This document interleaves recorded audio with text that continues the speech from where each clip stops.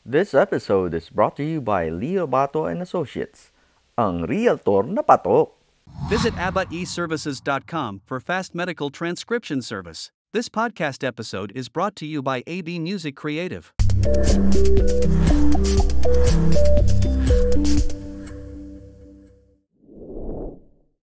What's your favorite River Maya song? Princess of Disguise. Why? It's how they play the guitar, it's how Bamboo sang it. It's iba sa first album nila eh. Medyo parang nakakin na natin to, ito na. So the style of how they play the song. Karin, ikaw? Halik sa araw. Yeah, that too. Album. That's Di mo pwedeng pakyawin ha, isa lang. So Princess of Disguise, Halik sa Araw, Nins, 214. 214. Wala na pwede mag 214 ha. Grace, Umaraw, umuulan. gusto ko rin yun. Ano mo, very positive yung kantang yun, no? Maganda yung message kasi niya. Benj, may nag-Princess of Disguise te, sorry. Oo nga eh. sige, pwede. Bias ako LSC, New Wave. LC. Diba? Isa rin yun ah. Madami, Favorite madami. rin. Isa lang. Hindi, madam. Isa lang. Mahirap pumili. Kada album may mga parang... I know, pero mamili ka. And hindi pa ako tapos eh. So may siniset up ko lang kayong lahat. Hindi ko, basketball. Oh, talaga. Wow. Alam mo yun, yung Oh. basketball.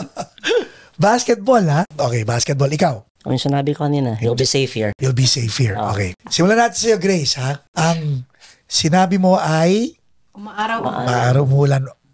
What touched you with that song? Para malaman nila why we're even spending time doing this. Because the reality is, this band was part of our culture, part of our youth, di ba? Hats off to all of them. They're actually doing this. And they have songs that touched our hearts. Ilan tayo? 1, 2, 3, 4, 5, 6, 7, 8. Simo 8 songs kagad yun, no? Na isa-isa. Isang album na yun. Isang album na yun, di ba? So, ano sa Umaaraw Umuulan ang nagpaano sa'yo? I think everyone can relate kasi di ba yung De, ikaw buhay muna. natin. Ikaw lang. Di ba sa buhay natin may ups and downs, di ba? So, sabi nga yung sa halik ng kamalasan. So, every time, di ka naman laging okay yung buhay mo. Pero, yun nga, sabi ng sa Umaaraw, Umuulan. So, may sunshine din. Ganda. Ikaw naman, Ninyo, kanina mo dinedicate yung 214.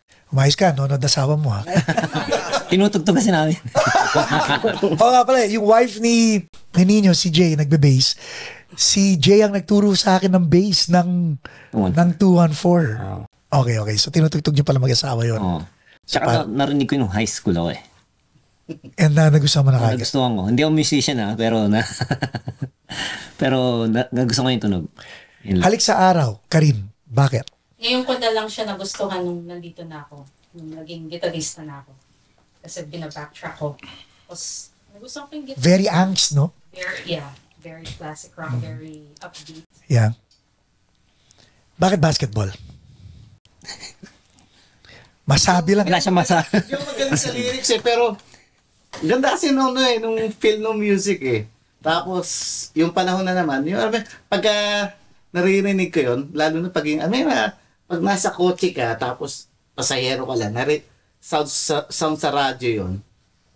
Parang tapos may naiisip ko mga chicks, nakilig. Yung naiisip ko nyari, meron kang trip na chick, tapos naririnig mo yun, panahon na naman, ibig, parang nakadungan ko lang sa bitan, naulan eh. Na. Kinikilig ka, parang pa.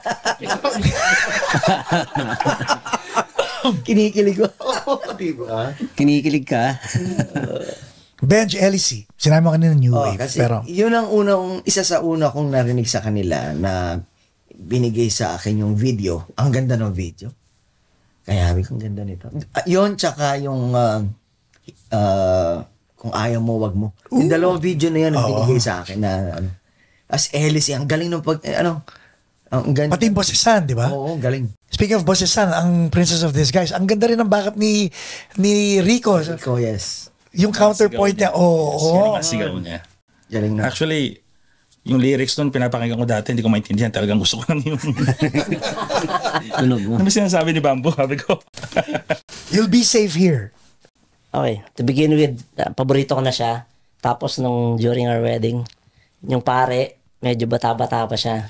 So, na-insert niya sa sermon yung I think second verse nung Really? Oh, Coincidentally, Talaga, ha? in-insert niya yung yung second verse nung na yun. Nag-request nyo ba yun? Hindi, O pumasok hindi naman. talaga kayo ng pare? Hindi naman. Wait, Meron lang kami short interview ng with the priest prior to okay. So, So alam niya na favorite song niyo yun. hindi, wala kami sinabi. What? Hindi, alam niya lang na nag-meet kami sa through River Maya. So I think fan din siya. Bata lang yung yung pare na sa amin, nag-preside ano ba yan?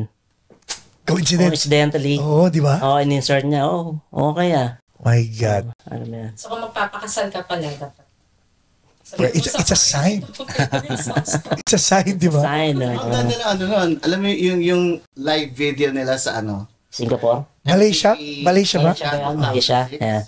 Ang ganda nung pag every time na pinapanood mo yung performance, ang ganda nung Sobra. yung pagka-edit. Kinikwento ni Michael Gar, they were really at the cusp of breaking regionally when Rico left.